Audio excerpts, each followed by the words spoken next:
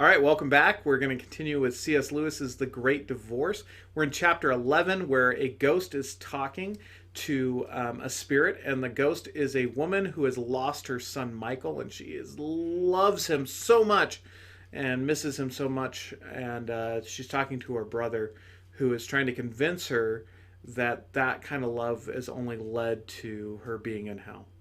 So let's continue. You are heartless. Everyone is heartless. The past was all I had. It was all you chose to have. It was the wrong way to deal with sorrow. It was Egyptian, like embalming a dead body. Of course, I'm wrong. Everything I say or do is wrong according to you. But of course, said the spirit, shining with love and mirth so that my eyes were dazzled. That's what we all find when we reach this country. We've all been wrong. That's the great joke. There's no need to go on pretending one was right. After that, we begin living. How dare you laugh about it? Give me my boy. Do you hear? I don't care about all your rules and regulations. I don't believe in a God who keeps mother and son apart. I believe in a God of love. No one has a right to come between me and my son, not even God. Tell him that to his face. I want my boy, and I mean to have him. He is mine. Do you understand? Mine, mine, mine, forever and ever. He will be, Pam. Everything will be yours. God himself will be yours, but not that way. Nothing can be yours by nature. What? Not my own son, born out of my own body. And where is your own body now? Didn't you know that nature draws to an end? Look, the sun is coming over the mountains there. It will be up any minute now. Michael is mine. How yours? You didn't make him. Nature made him to grow in your body without your will, even against your will. You sometimes forget that you didn't intend to have a baby then at all. Michael was originally an accident. Who told you that? Said the ghost, and then recovering itself. It's a lie. It's not true, and it's no business of yours. I hate your religion, and I hate and despise your God. I believe in a God of love. And yet, Pam, you have no love at this moment for your own mother or for me. Oh, I see. That's the trouble, is it? Really, Reginald, the idea of your being hurt because... Lord love you, said the spirit with a great laugh.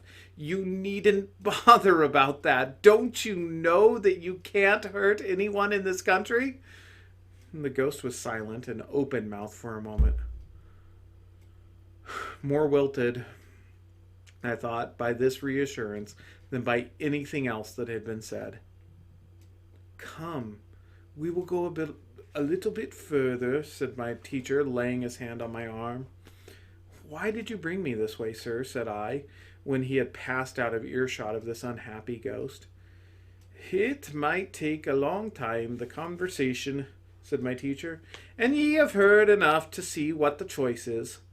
Is there any hope for her, sir? Aye, there's some. What she calls her love for her son has turned into a poor, prickly, astringent sort of thing. But there's still a wee spark of something that's not just herself in that. That might be blown into a flame. Then some natural feelings are really better than others. I mean, are a better starting point for the real thing. Better or worse? There's something in natural affection which will lead it to eternal love more easily than a natural appetite could be led on. But there's also something in it which makes it easier to stop at the natural level and mistake it for the heavenly.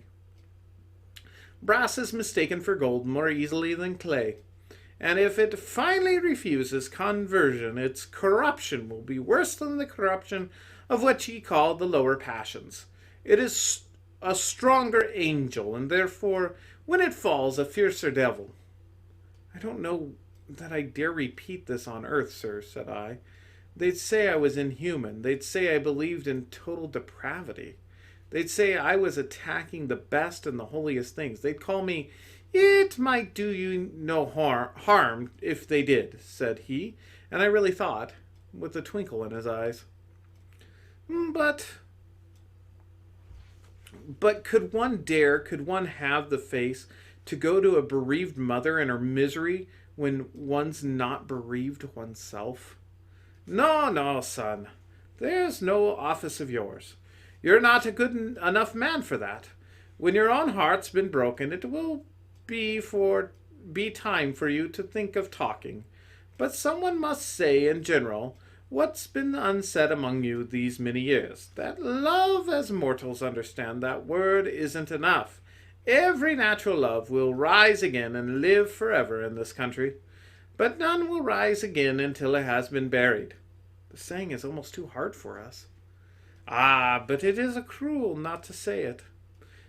They that know have grown afraid to speak. That is why sorrows, that used to purify, now only fester. Keats was wrong then when he said he was certain of the holiness of the heart's affections. I doubt if he knew clearly what he meant, but you and I must be clear. There is but one good, and that is God. Everything else is good when it looks to him, and bad when it turns from him. And the higher and mightier it is in the natural order, and more demonic it will be if it rebels. It is not out of bad mice or bad fleas you make demons, but out of bad archangels. The false religion of lust is baser than the false religion of mother love or patriotism or art. But lust is less likely to be made into a religion. But look! And I saw coming toward us a ghost who had carried something on his shoulder. Like all the ghosts, he was unsubstantial. But they differed from one another as smoke differs. Some had been whitish, this one was dark and oily. What sat on his shoulder was a little red lizard, and it was twitching its tail like a whip and whispering things in his ears. As we caught sight of him, he turned his head to the reptile with a snarl of impatience. "Shut up, I tell you," he said. It wagged its tail and continued to whisper to him. He ceased snarling and presently began to smile. Then he turned and started to limp westward away from the mountains. "Off so soon?" said a voice.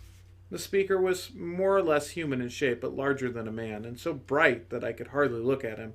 His presence smote on my eyes and in my body too, for there was heat coming from him as well as light, like the morning sun at the beginning of a tyrannous summer day. "Yes, I'm off," said the ghost.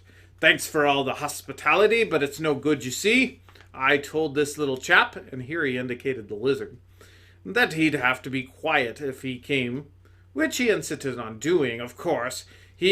His stuff won't do here, I realize that, but he won't stop. I shall just have to go home." "Would you like me to make him quiet?" said the flaming spirit, an angel as I now understood. "Of course I would," said the ghost. "Then I will kill him," said the angel, taking a step forward. Oh, look out! You're burning me! Keep away!" said the ghost, retreating. "Don't you want him killed?"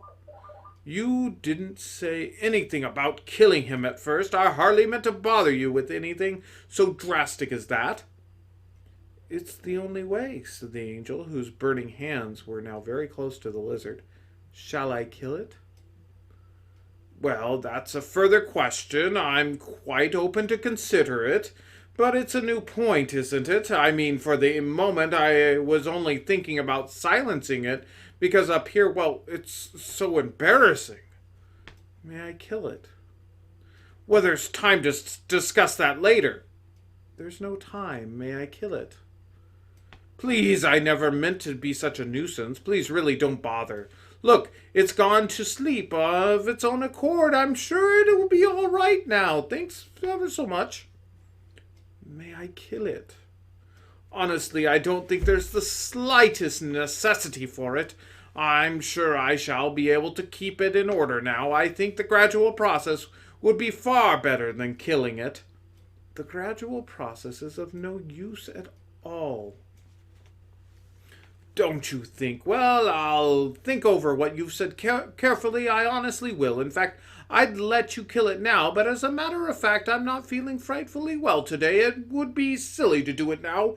I'd need to be in good health for the operation some other day, perhaps. There is no other day. All days are present now. And that's where we're going to pause right there.